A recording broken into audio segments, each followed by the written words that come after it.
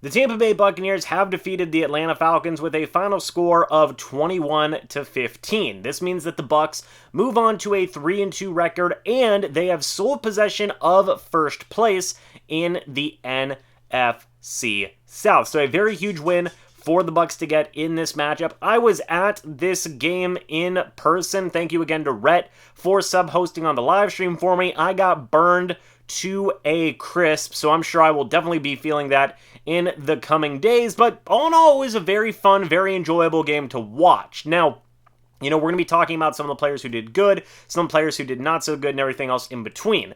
Firstly, Tom Brady, 35 of 52, 351 passing yards, 1 touchdown, no interceptions. Tom Brady had a pretty good day today. He didn't really make any mistakes. He was off on some passes here and there, but all in all, 351 passing yards and a touchdown, you'll take that any day of the week. Brady really did have a pretty good day today in terms of passing the ball. Not really many complaints there besides, if anything, it's nitpicking, but he might have missed a couple of throws here and there in certain situations. Leonard Fournette, 14 carries on the day, 56 rushing yards, and a touchdown. Also Fournette today, 11 total targets, 10 receptions, 83 yards, and a touchdown. Leonard Fournette was the heart and soul of the Buccaneers offense in today's matchup. He ran the ball well, averaging 4 yards a carry. He received the ball well, catching a lot of checkdowns from Brady, and all in all, he was just a fantastic player in this game to watch. I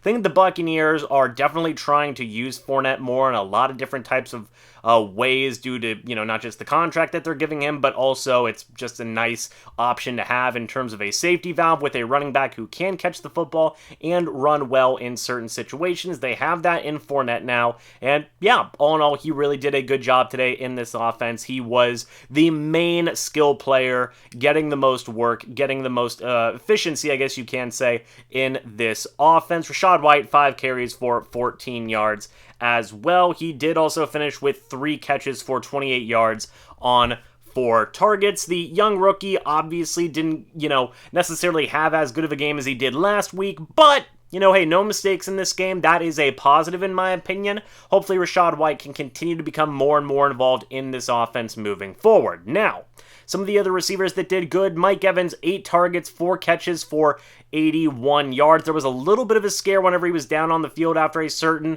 play that he had caught a long pass on, but he was able to come back into the game, no problems. Mike Evans does Mike Evans things. He is working his way towards another 1,000-yard season. Chris Godwin, 6 targets, 6 catches, and 61 yards. Very consistent from Godwin today in terms of receiving ability. Nice to have him back in the mix. It seems like he is fully healthy and ready to go.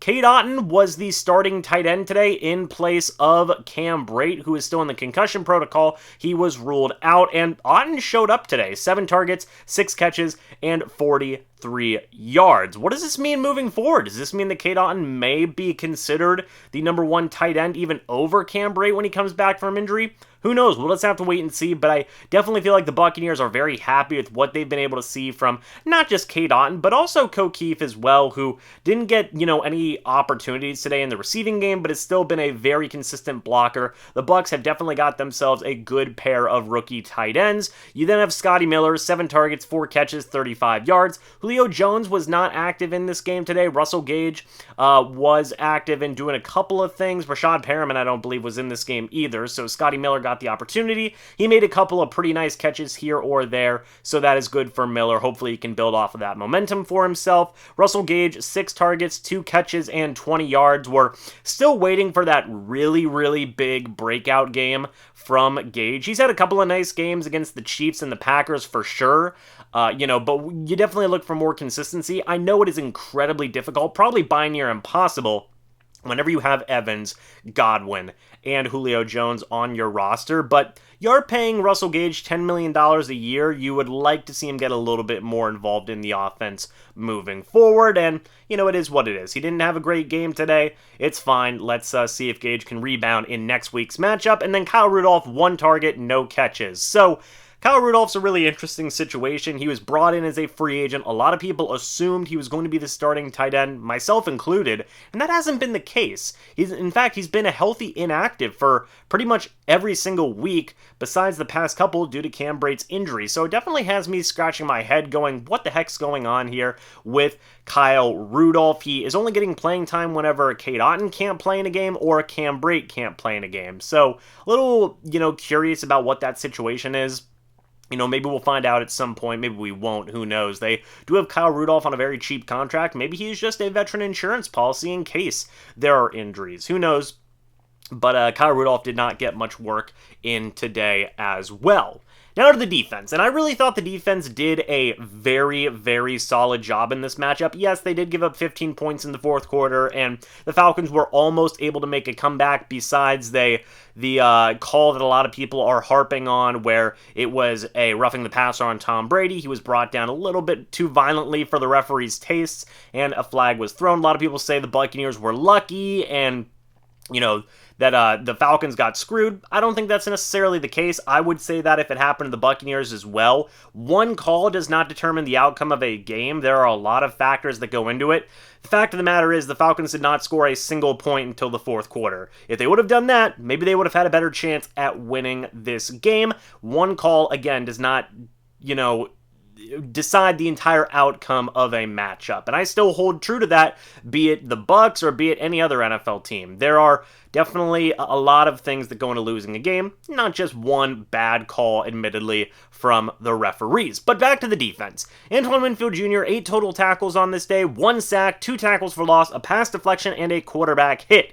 Antoine Winfield Jr. was the star of this defense today. He was all over the field, making plays left, right, and center. It was an absolute treat to watch. He was really playing well today. It was a great thing to see out of, AWJ. He was able to, again, showcase run-stopping ability, being able to sack the quarterback, being able to showcase some of his pass coverage skills. He really is shaping up to be one of the best young safeties in this league, and is probably going to be one of the best safeties in the NFL for many, many years to come. That's very exciting for Bucs fans to see that.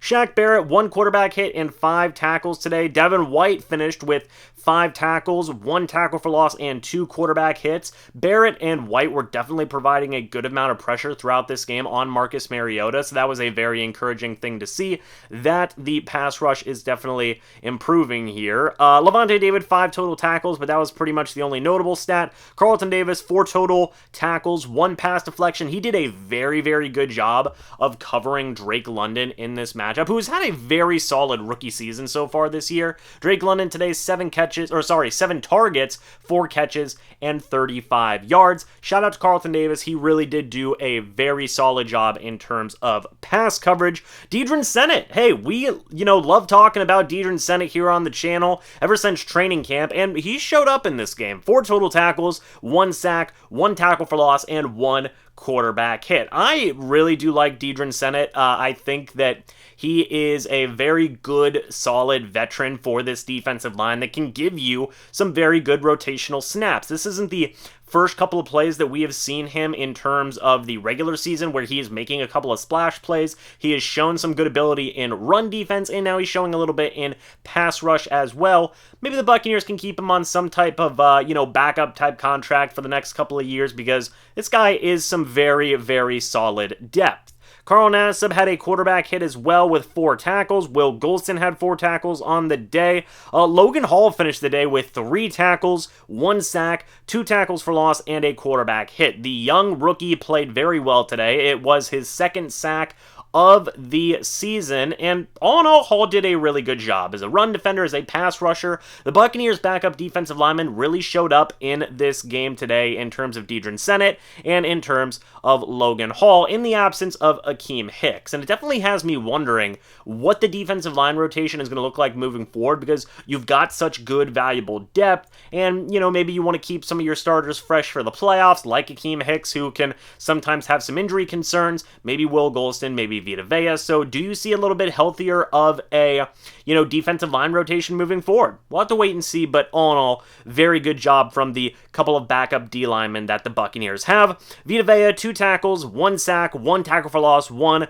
quarterback hit. Joe Tryon-Shoyinka, 2 tackles, 1 sack, 1 tackle for loss, and 2 quarterback hits. So the pass rush was really, really good today. 10 quarterback hits, 5 total sacks on Marcus Mariota, 8 tackles for loss. The front 7 improved dramatically from what we saw last week. They were able to bring some pressure. They were able to stuff up the run a little bit in certain situations. The Falcons still did finish the game with 31 carries for 151 yards and a touchdown. A lot of that is Marcus Mariota, 7 carries for 61 yards. Tyler Algier finished with 13 carries for 45 yards, and then Caleb Huntley, 8 carries for 34 yards. So while the run defense isn't there yet, we did see a couple of really nice splash plays from this front 7 in run defense, and even from the secondary as well in the case of Antoine Winfield Jr., so that was a good thing to see, and always good whenever you're getting 5 sacks, 10 quarterback hits, in terms of your pass rushing as well. So